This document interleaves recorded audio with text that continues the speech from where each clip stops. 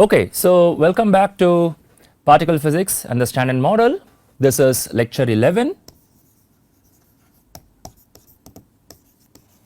and last time we had started looking at what really Feynman diagrams were. We learned that they are pictorial representations of the quantum amplitude, and in particular the transition amplitude from an in state to an out state, correct? They are not representations of particles actually colliding or annihilating in time and then traveling along and splitting and so on. Everything in a Feynman diagram happens in one point in space and time, and that it's all happening in momentum space, because this is a way to calculate amplitudes. All right. So we saw some basic things about Feynman diagrams, about interaction vertices and so on. So in this class we'll explore that some more before we move on to spin and spin statistics theorem and so on. All right, very good.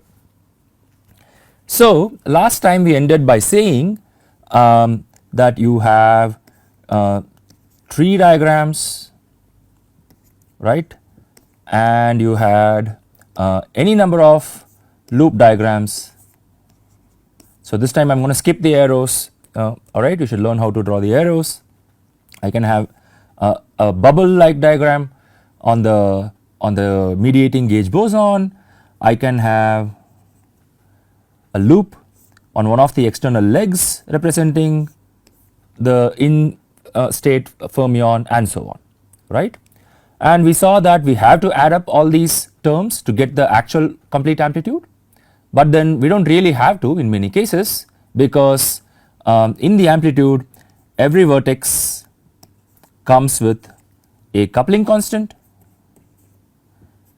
And so if you do a perturbative expansion of the amplitude, you will find that the tree diagrams usually contain much fewer vertices, so much fewer coupling constants, and hence those terms would dominate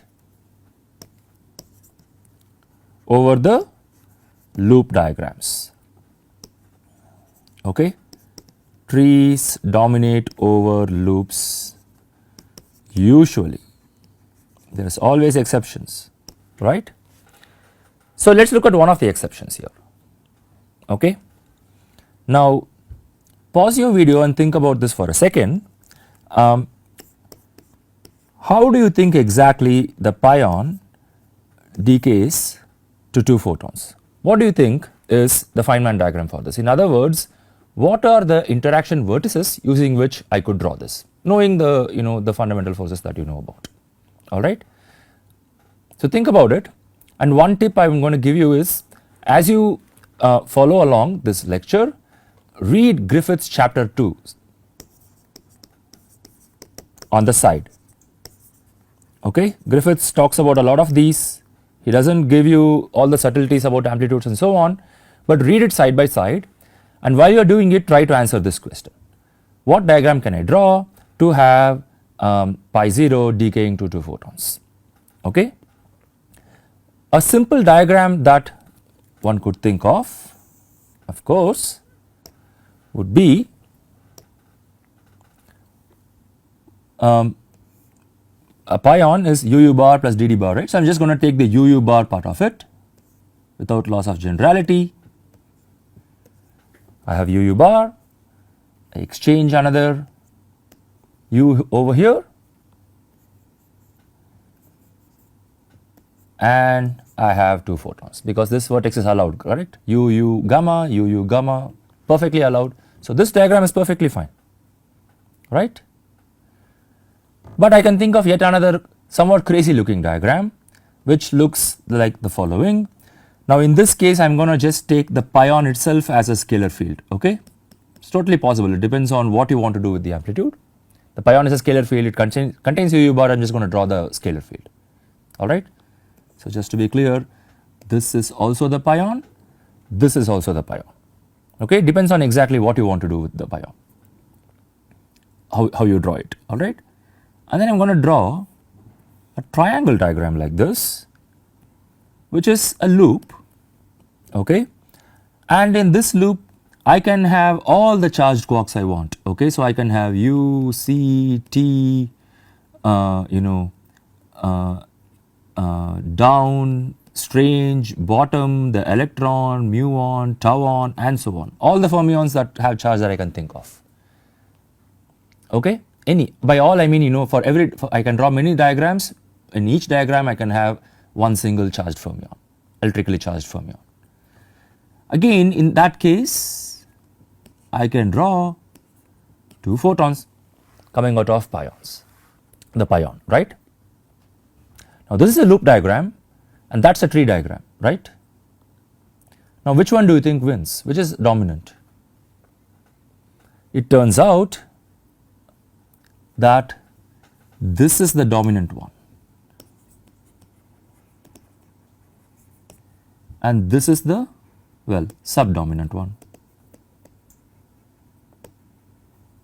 Okay, this is one of the famous exceptions where a loop diagram is more dominant than the subdominant. In fact, this is dominant by far. Okay, actually, no expert thinks of this diagram, thinks of the tree diagram when thinking of pion decay. That's because sometimes you have things called anomalies in the theory. In this case, it's a chiral anomaly that makes this diagram possible, so we're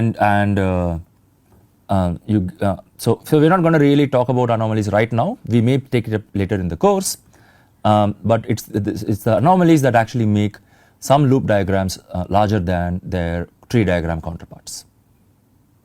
Okay, so this is just to illustrate there are exceptions to this rule. Okay, just keep that in mind.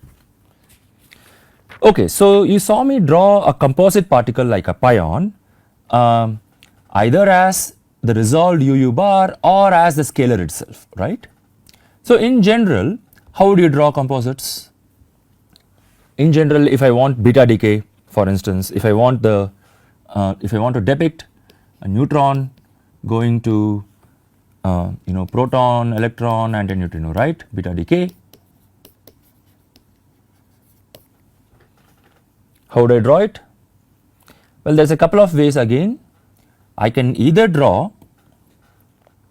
the neutron itself, okay, as a fermion state, and then it goes to a proton in the final state. Let me redraw this slightly, okay. So, and then no, this is fine. I think this is fine. So,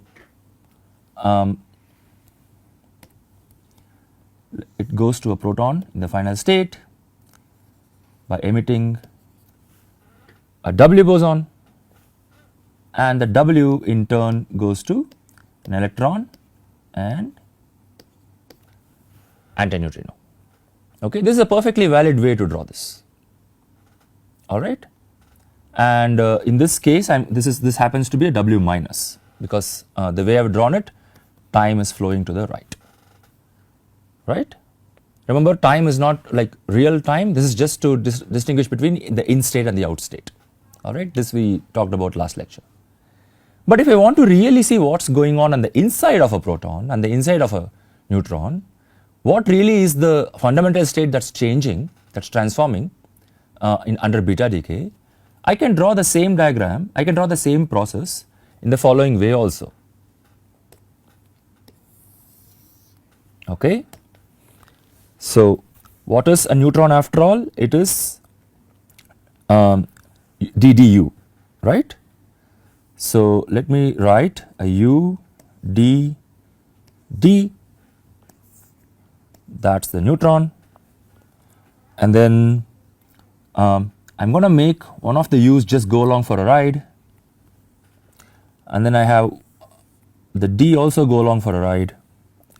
Now, to convert this to a proton, I am going to turn the D quark into a U quark, correct?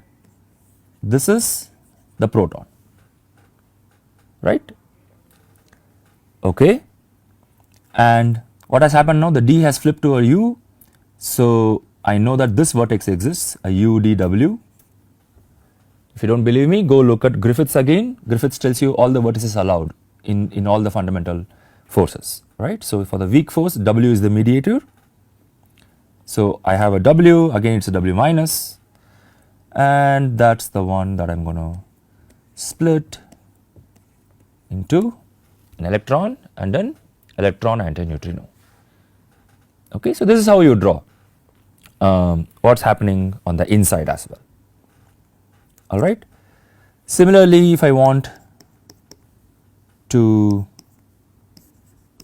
represent a charged pion going to an anti-muon and a muon neutrino, remember we saw this when talking about parity violation, CP violation, etc., right.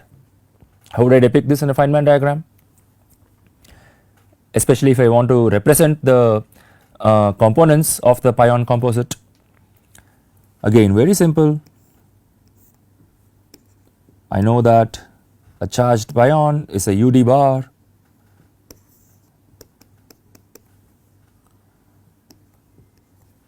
I draw these arrows and this is the vertex that I have, that is the vertex given to me, and that is the one that goes to mu plus and neutrino, alright, and so on and so forth. Okay, good. Now, we talked about a little bit about these arrows that I have been drawing on the fermion lines, correct. So, these arrows roughly represent, if I were to draw an arrow in the direction of time, that generally represents the fermion, and then if I were to draw an arrow in the opposite direction to time, that generally refers to an anti-fermion. Okay. So, you can see this pattern again and again all over the place, right.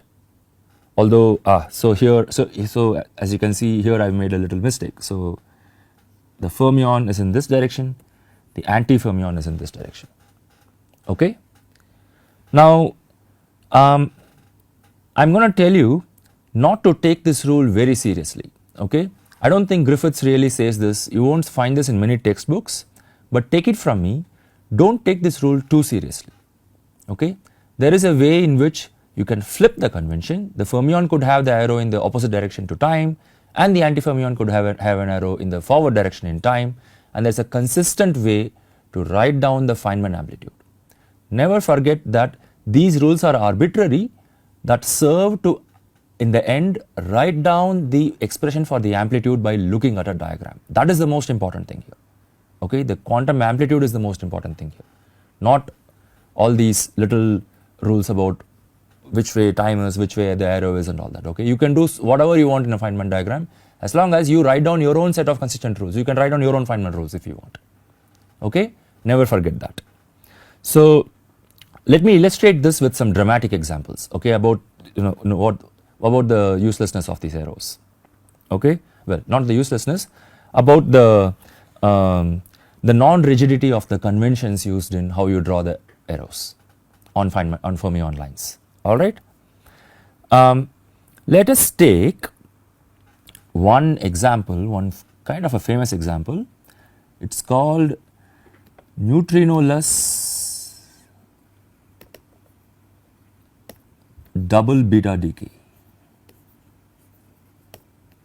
This is a process that has not yet been observed in experiment, and experimentalists are working very hard to try to look at this experiment, to see this process.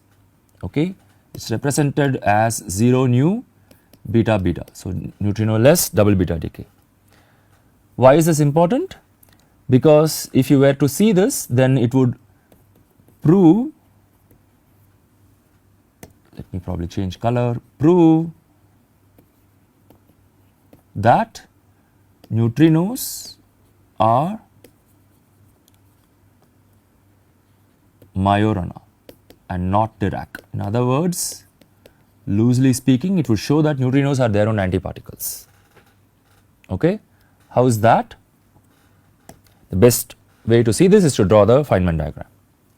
So we just saw how beta decay actually proceeds, right? We just saw over here that this is the heart of beta decay. The D turns into a U emitting, exchanging a W and emitting an electron and antineutrino, correct? So why don't we start just with the D? I'm not going to bother about where the D quark is sitting in. It's sitting in some neutron or whatever. I'm just going to start with at the quark level, okay? So here is the D quark turning into a U quark. So I'm going to draw one beta decay first, okay? That's a W, and what happens? You emit in an antineutrino and an electron, okay? I'm going to draw another beta decay. That's why it's a double beta decay, okay? Two neutrons sitting in some specially prepared nucleus are decaying in this case. So the D quark in that one also converts to a U quark, another W is exchanged, another electron is emitted. Now look what happens. Here is another anti-neutrino, so I'm going to draw the arrow in this direction, okay? Notice what has happened on this fermion line. Let me draw that line again for you in slightly bigger over here. This line, okay, is there was an anti-neutrino here and an anti-neutrino here. So what's happened, right? This line now contains two arrows. Not only that, those arrows are pointing in the opposite direction, correct? So when that happens, so that X is not a wrong, that X denotes what is called clashing arrows. What to do if you have clashing arrows? Nothing. It's absolutely fine to have clashing arrows. There's an absolutely consistent way to interpret this diagram also into an amplitude. It just shows in this case that like there's no fermion number involved here, that the antineutrino and the neutrino are one and the same thing. Okay, that is what it ultimately indicates. Okay, so that's perfectly fine. Let me give you another example of clashing arrows. Maybe this time you'll see how the clashing literally happens. Okay. Now imagine, okay, this is not happening in the standard model. Imagine that there is a fermion that has 0 electric charge. In fact, it's charged 0 under everything. Okay, so I'm going to call it a singlet. That's the technical term. It's a singlet of the standard model. It's just charged. It just doesn't participate in any of the fundamental forces of the standard model. Okay, and then imagine I introduced another particle. I'm going to call it E with a tilde on top. You'll see why. All right. This E tilde has -1 electric charge, or the total, the electric charge is, the absolute value of the electric charge is 1. Let's just put it that way. Okay, so electric charge, and otherwise that's it actually, and also that it is a spin 0 particle. Okay, in other words, it's a spin 0 particle, but in every other respect it behaves like an electron. That's why I put an E tilde. All right. Suppose I had these particles, then by conservation of charge, do you agree that I can always draw a vertex like this, an electron, a chi, and an E tilde. Do you agree with this? The charge of the electron is eaten up by the charge of the E tilde, and then the chi is, because the chi is electrically neutral, and electron is a spin half particle, but the chi is also a spin half particle, right? We just said it's a fermion.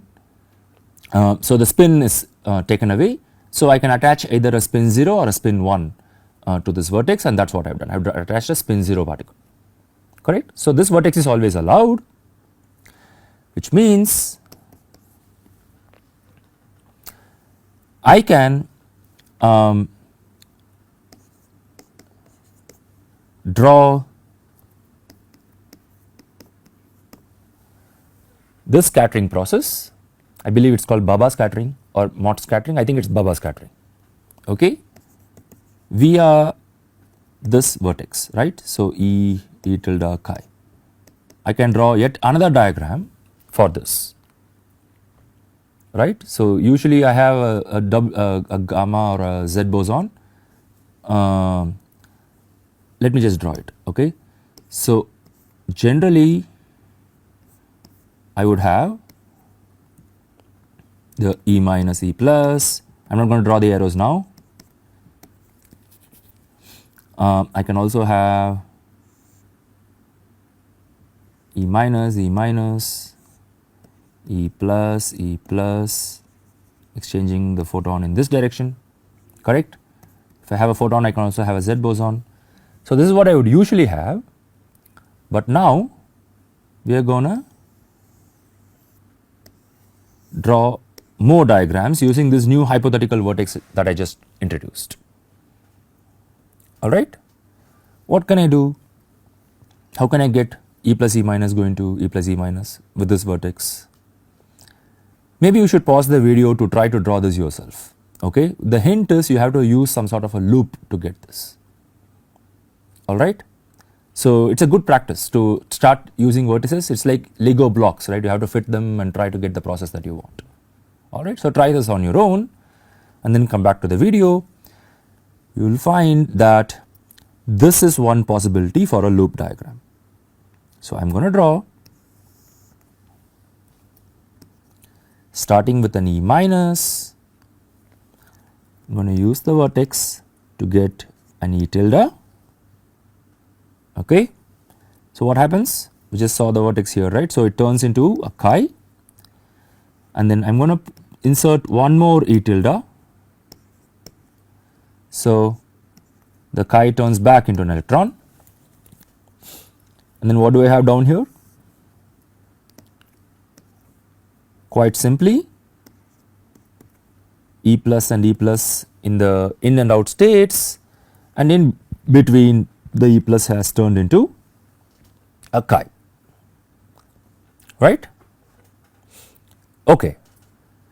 Now that I have drawn this, here is another question. Is this the only diagram I can draw with a loop or something else? So in the previous lecture I asked something very similar, right. And the answer is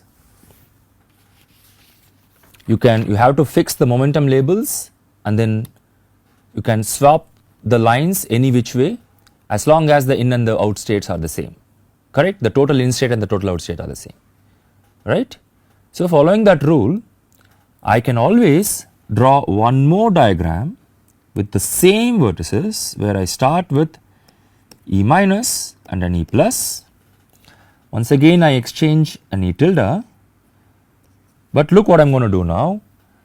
I am going to take the internal chi down here, okay, and finish it with an E plus.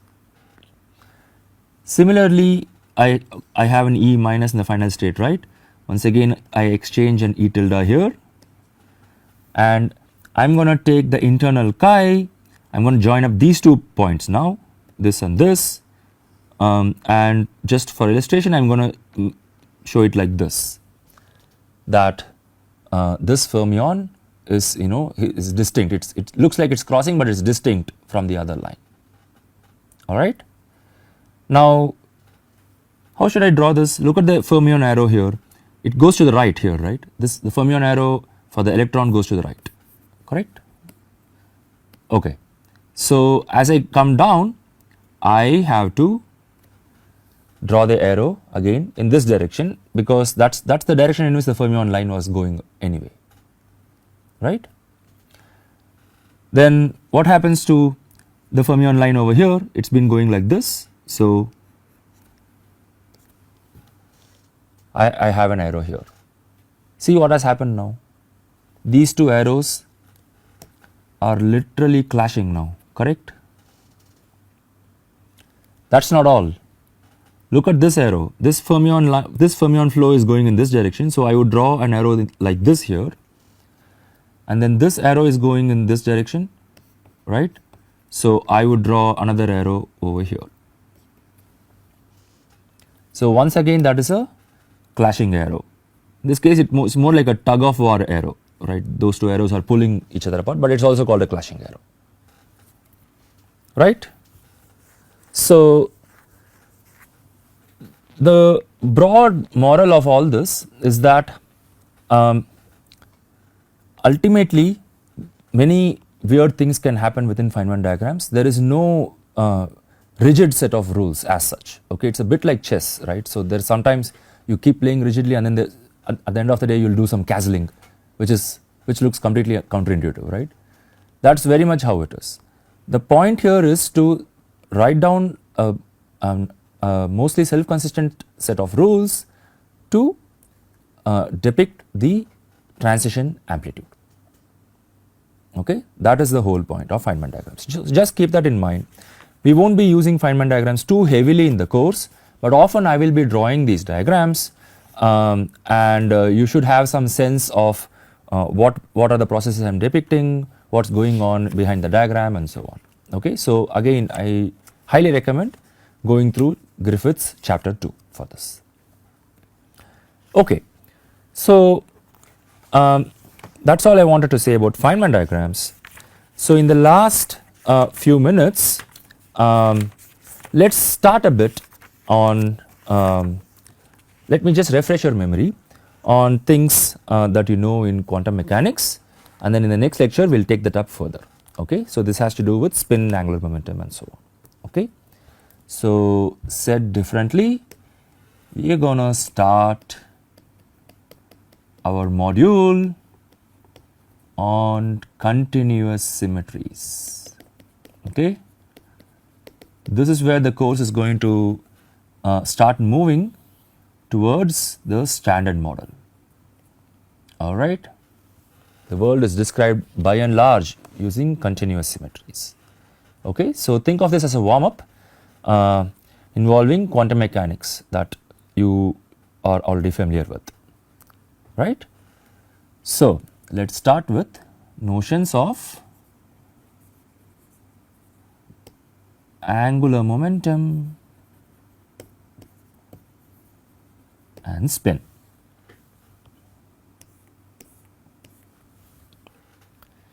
Okay, so I'm just going to write down a few equations that you all should already know, right? Quantum mechanics is a prerequisite for this course, but this is just to jog your memory, right? So using the usual notation for angular momentum operators, orbital angular momentum, what is this? What is the commutator of Lx and Ly operators?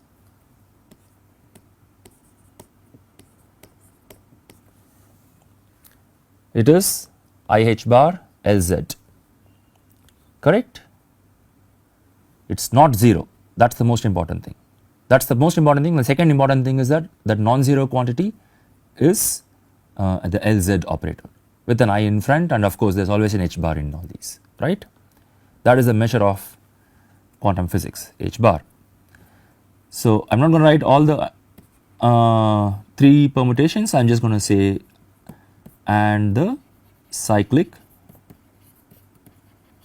permutations, correct? So what else, what other commutation relation do we know involving angular momentum? We know that if you took L squared right? What is L squared? L squared is just nothing but L dot L, right? So the commutator of L square with one of the components without loss of generality, hence I am writing for all three components. What is this? This of course is 0, correct? So what is the implication of this? What is the physical implication? It means you can't measure all three components, right, of the angular momentum simultaneously.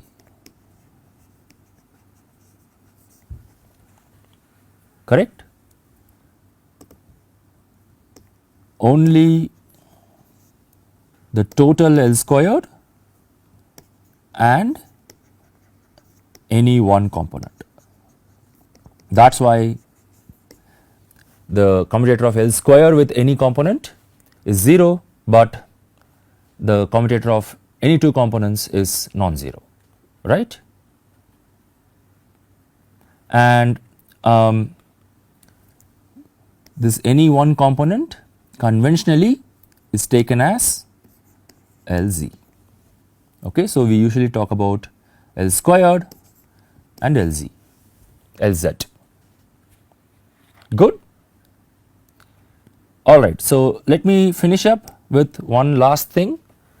What are the eigenvalues of L square?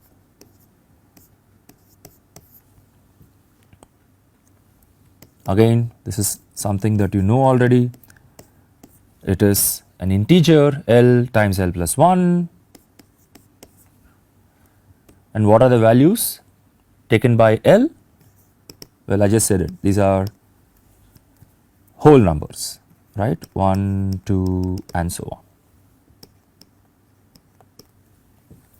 Those are the values of L square that you can measure, right? So in the same vein, what are the eigenvalues of Lz? There are many, and we usually write them as M with an L subscript to remind us that L is involved somehow in this, right? So what does it mean? That means ML can take values of minus L plus 1 and so on. It will take 0, L minus 1 L. What does this mean? It means there are 2 L plus 1 values for ML. That is exactly why you have 0 in the, it is an odd number, right. So you have 0 as one of the values that you can measure as Lz, which is kind of obvious if you think about it, right. The Z component can be 0, there is no reason for it not to be. Okay. So now that we have refreshed on a bit of angular momentum, we will apply this concept to spin in the next class and take up spin statistics theorem and so on. Alright. So alright, I will wrap up here. See you in next class. Thanks.